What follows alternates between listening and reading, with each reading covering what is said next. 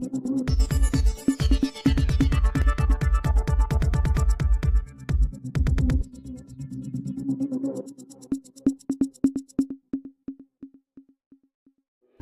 જલારામ બાપાના ભક્તોએ રેલી યોજી મામલતદારને આવેદનપત્ર આપ્યું।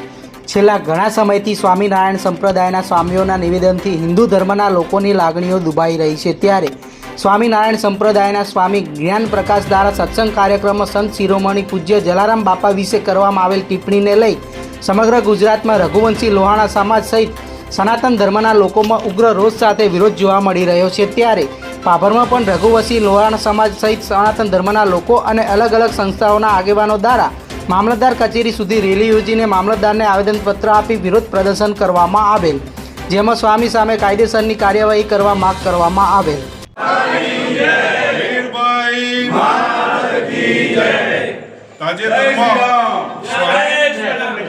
તાજેતરમાં વડતાલ સ્વામી નારાયણ મંદિરના સ્વામી જ્ઞાન પ્રકાશ દ્વારા જે એક જલારામ બાપા વિશે નિવેદન કરવામાં આવ્યું, એમનું કહેવું એવું હતું કે ગુણાતીતાનંદ સ્વામીએ એમની પ્રેરણાથી જલારામ બાપાનું સદાવ્રત ચાલુ થયું।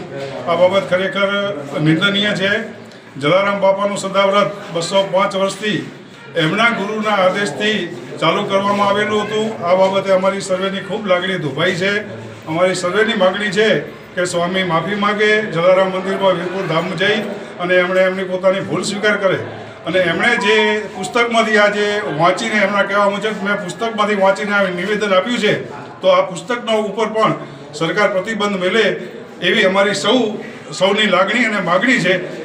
એના માટે અમે આજરોજ મામલતદારશ્રીને આવેદનપત્ર આપી અમારી લાગણી સરકાર સુધી પહોંચાડી છે।